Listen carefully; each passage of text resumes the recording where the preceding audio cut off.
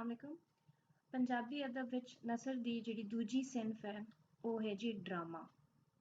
Drama की है, drama fun दी बड़ी पुरानी फॉर्म है। सानू हर मुल्क विच ड्रामे दा सुराग मिलदा है ते एहदा मुੱਢ ਜਿਹੜਾ ना ਉਹ यूनान तो बजिया गया क्यों जे सिकंदर आजम दे हिंदुस्तान दे हमले 326 वेले फतह दे जश्न मनाने वेले ਜਿਹੜੇ ना ਉਹ ड्रामा भी शामिल सी क्यों जे अरस्तु दी किताब बोतीका 2500 साल पहले दे विच ਇਹਦਾ सबूत मिलता है। ठीक है, एरिस्टोटल दे ज़माने दे ही सिकंदर आजम ने ते सानू 2500 साल पहले भी ਇਹਦਾ सबूत मिलता है। 15वीं सदी कबले मसीह यूनान विच मजहबी नोयत दे ड्रामे मेले दे मौके उत्ते स्टेज राहीं पेश कीते जांदे सन। ठीक है, हिंदुस्तान दे वड्डे शहरां विच मजहबी ड्रामे रामलीला ते कृष्ण लीला लैला जेह्ड़ा लीला आई गेस बोलदे न दुसहरे दे मौके ते 7 दिन खेडे जांदे सन। ਉਹਨਾਂ ਦੇ ਮੇਲੇ ਹੁੰਦੇ ਸਨ ਤੇ ਉਹ ਇਹ ਡਰਾਮੇ ਉਸ ਵੇਲੇ ਜਿਹੜੇ ਨਾ ਉਹ ਔਨ ਸਟੇਜ ਹੁੰਦੇ ਸਨ। ਪਹਿਲੇ ਤੇ ਥੀਏਟਰ ਜਿਸ ਤਰ੍ਹਾਂ ਸਾਡਾ ਥੀਏਟਰ ਹੁੰਦਾ ਹੈ ਉਸ ਤਰ੍ਹਾਂ ਹੀ ਮੇਲੇ ਤੇ ਮੇਲੇ ਉੱਤੇ ਡਰਾਮੇ ਪੇਸ਼ ਕੀਤੇ ਜਾਂਦੇ ਸਨ। ਲੋਕ ਔਨ ਲਾਈਵ ਜਿਹੜੇ ਨਾ ਉਹ ਕੈਰੈਕਟਰਸ ਬਣਦੇ ਸਨ ਤੇ ਇਹ ਸਾਰੇ ਪਲੇ ਕਰਦੇ ਸਨ। ਤੇ 7 ਦਿਨ ਖੇਡੇ ਜਾਂਦੇ ਸਨ ਤੇ ਉਹਦੇ 7 ਹਿੱਸੇ ਹੁੰਦੇ ਸਨ। बरे सगीर विच कालिदास ने मशहूर ड्रामा शकनतला संस्कृत विच लिखिया गया सी। अंग्रेजी राज विच लोक नाटक या लोक थिएटर दा बड़ा रवाज सी ते अब्दुल सलाम सियालकोटी साईं इब्राहिम जहांरा ते बुद्धी शाह ने पाकिस्तान बनन मगरों अब्दुल सलाम ने थिएटर दा नां आर्ट सोसाइटी रख लिया। ठीक है, थिएटर दा नां एदा आर्ट सोसाइटी हो गया सी।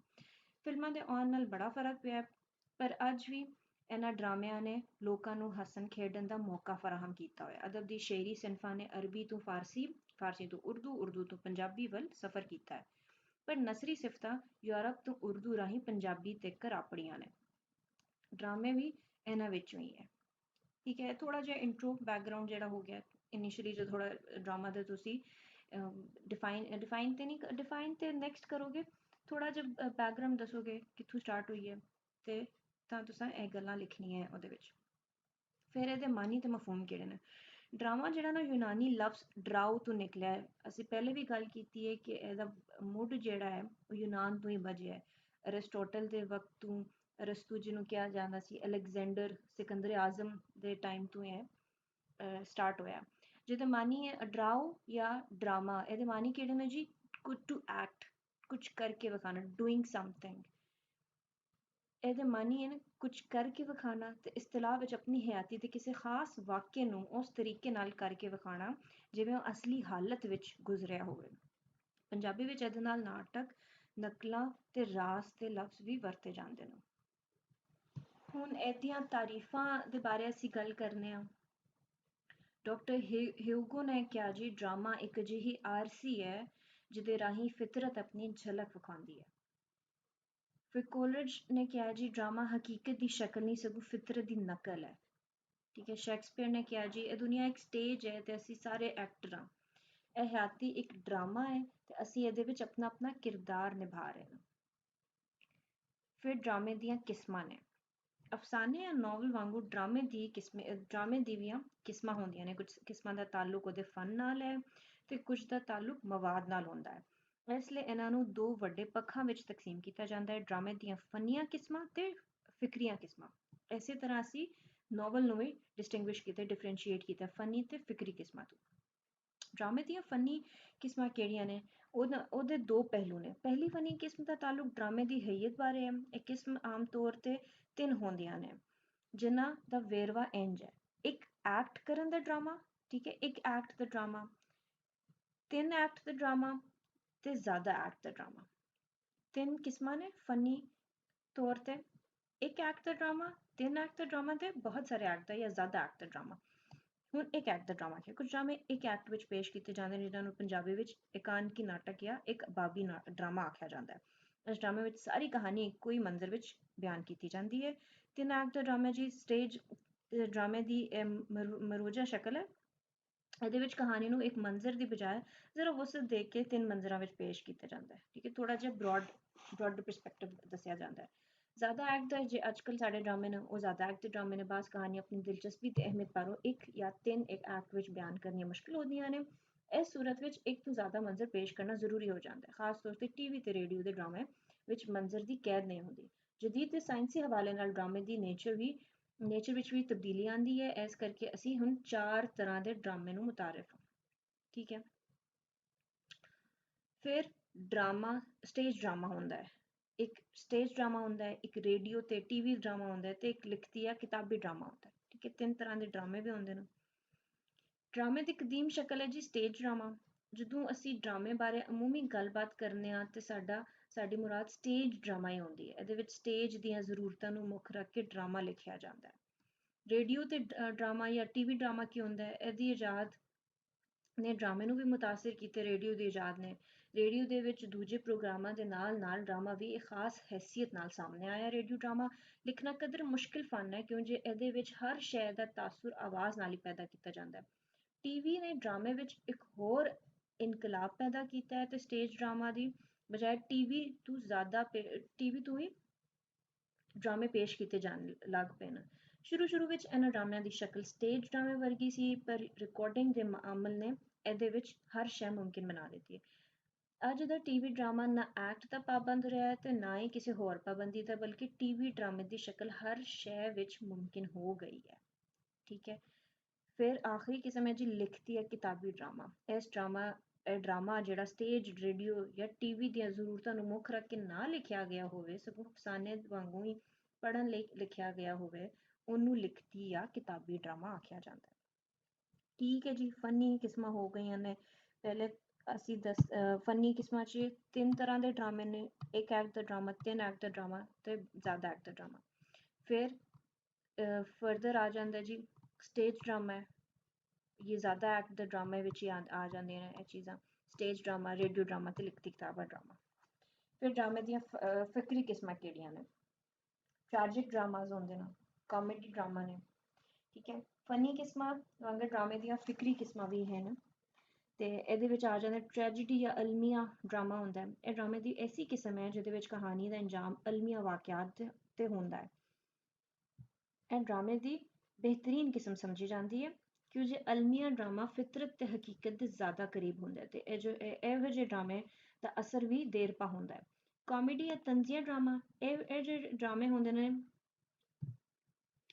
ਇਹਦੇ ਵਿੱਚ ਕਹਾਣੀ ਇੱਕ ਮਜ਼ਾ ਤੇ ਤੰਜ਼ ਨਾਲ ਭਰੀ ਹੁੰਦੀ ਹੈ ਹਾਸੇ ਮਜ਼ਾਕ ਵਿੱਚ ਹੀ ਕਹਾਣੀ ਅੱਗੇ ਟੁਰਦੀ ਰਹਿੰਦੀ ਹੈ ਐਸੇ ਡਰਾਮਿਆਂ ਵਿੱਚ ਤਲਖ ਗੱਲ ਵੀ ਮਜ਼ਾਕ ਵਿੱਚ ਆਖੀ ਜਾਂਦੀ ਹੈ ਤੇ ਬਰਦਾਸ਼ਤ ਵੀ ਹੋ ਜਾਂਦੀ ਹੈ ਇਹਦੇ ਇਲਾਵਾ ਮੈਲੋ ਡਰਾਮਾ ਸਵਾਂਗ ਫੇਸ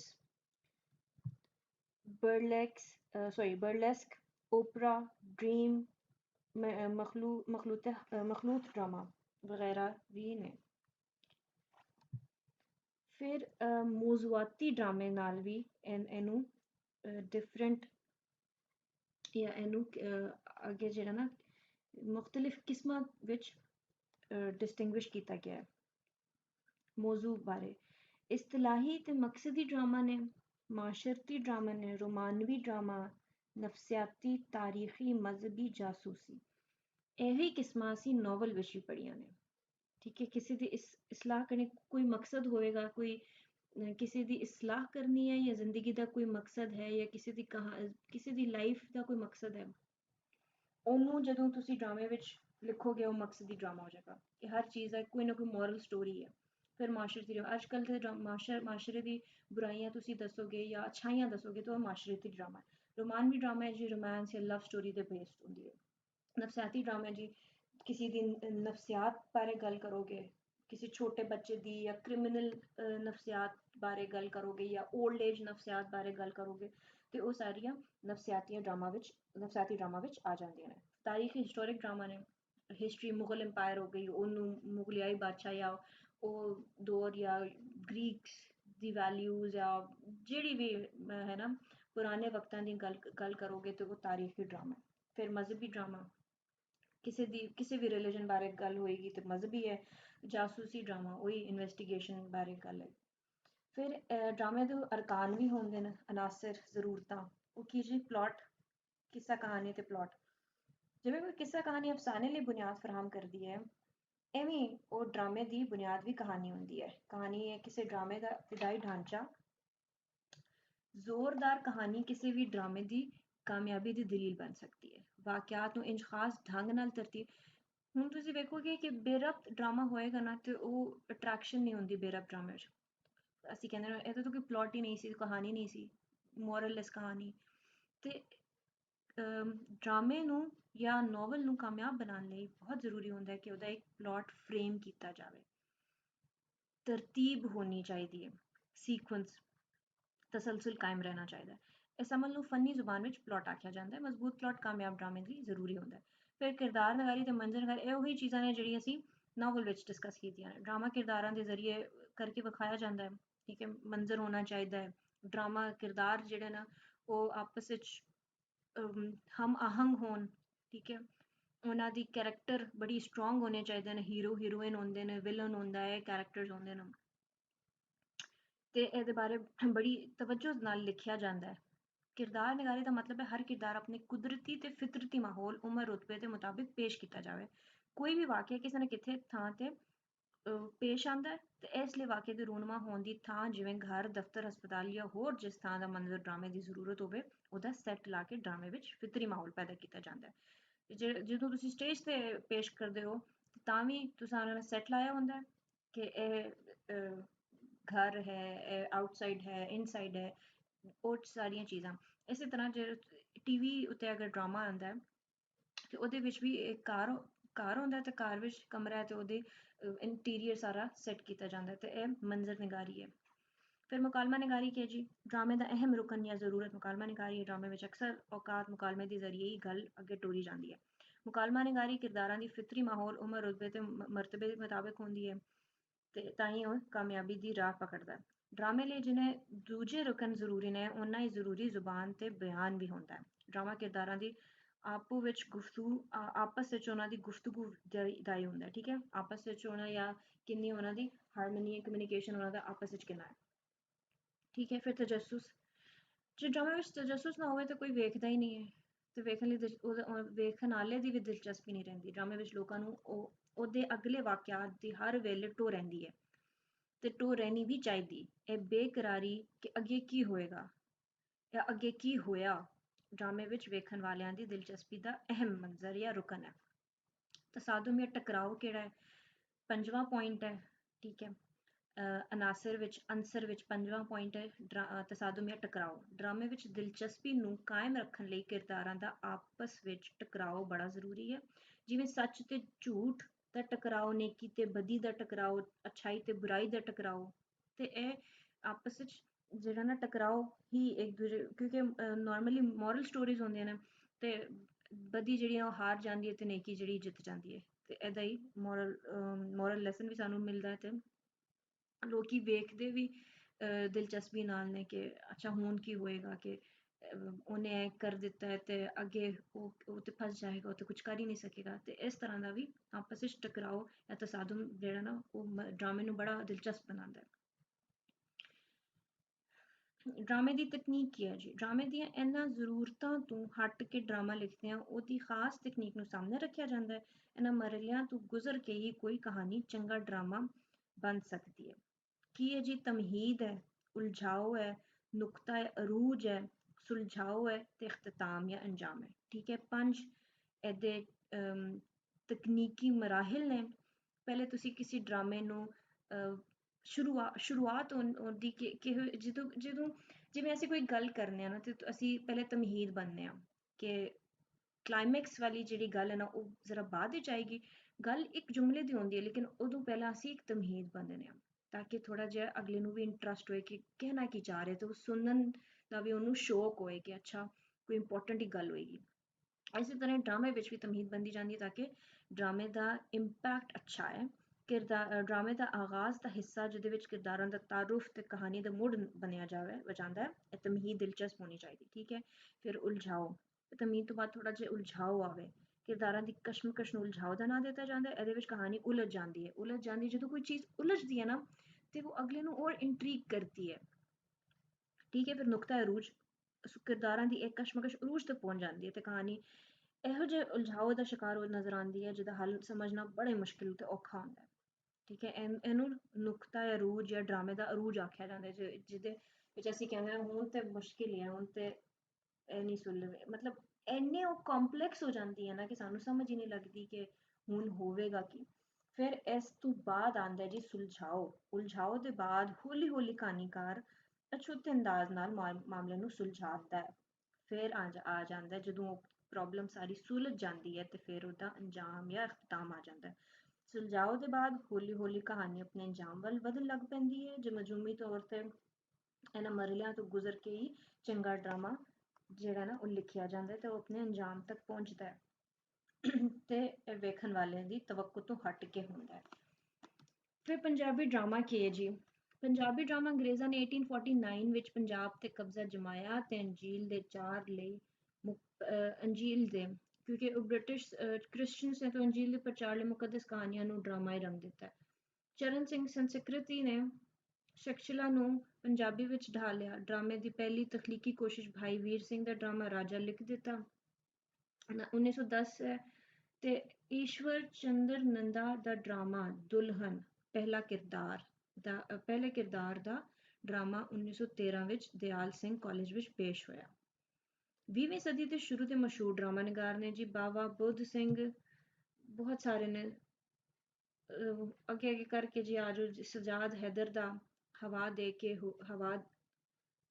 ਦੇ ਹੋ ਕੇ, ਫਿਰ ਅਸ਼ਫਾਕ ਅਹਿਮਦ ਆ ਜਾਂਦੇ 20ਵੀਂ ਸਦੀ ਦੇ ਜਿਹੜਾ ਅਸ਼ਫਾਕ ਅਹਿਮਦ ਦਾ ਟਾਹਲੀ ਦੇ ਥੱਲੇ, ਆਗਾ ਅਸ਼ਰਫ ਦਾ ਨਿੰਮਾ ਨਿੰਮਾ ਦੀਵਾ ਬਲੇ ਤੇ ਧਰਤੀ ਦੀਆਂ ਰੇਖਾਂ, ਫਖਰ ਜ਼ਮਾਨ ਦੇ ਚਿੜੀਆਂ ਦਾ ਚੰਬਾ ਨੇ ਵਨ ਦਾ ਬੂਟਾ ਵਗੈਰਾ, ਇਹ ਸਾਰੇ 20ਵੀਂ ਸਦੀ ਨੇ ਦੇ ਡਰਾਮੇ ਨੇ।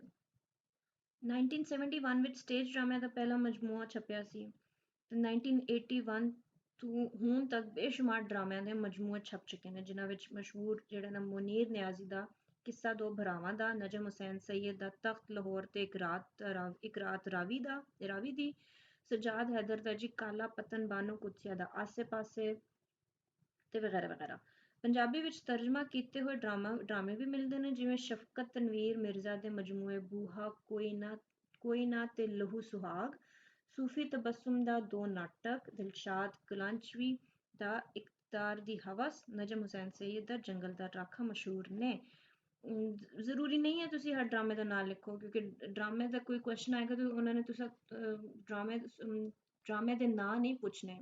ਹਾਂ, ਚੰਦ ਰਾਈਟਰ ਤੁਹਾਨੂੰ ਪਤਾ ਹੋਣੇ ਚਾਹੀਦੇ ਨੇ, ਅਸ਼ਫਾਕ ਅਹਿਮਦ ਹੋ ਗਏ, ਸਜਾਦ ਹੈਦਰ ਹੋ ਗਏ, ਬਾਨੋ ਕੁਤਸੀਆ ਹੋ ਗਈ, ਇਹ ਚੰਦ ਮਸ਼ਹੂਰ ਤੇ ਇੰਪੋਰਟੈਂਟ ਰਾਈਟਰਸ ਦਾ ਨਾਂ ਤੁਹਾਨੂੰ ਜ਼ਰੂਰ ਪਤਾ ਹੋਣਾ ਚਾਹੀਦਾ ਹੈ। ਬਾਕੀ ਜਿਹੜੀਆਂ ਮੈਂ ਤੁਹਾਨੂੰ ਗੱਲਾਂ ਪਿੱਛੇ ਦੱਸ ਚੁੱਕੀਆਂ ਨੇ, ਬੁਣਤਰ ਦੀਆਂ ਕਿਸਮਾਂ ਦੀਆਂ ਗੱਲਾਂ ਨੇ, ਉਹਦੀ ਟੈਕਨੀਕ ਦੀਆਂ ਗੱਲਾਂ ਨੇ, ਇਹ ਤੁਹਾਨੂੰ ਇੰਪੋਰਟੈਂਟਲੀ ਯਾਦ ਹੋਣੀਆਂ ਚਾਹੀਦੀਆਂ ਨੇ।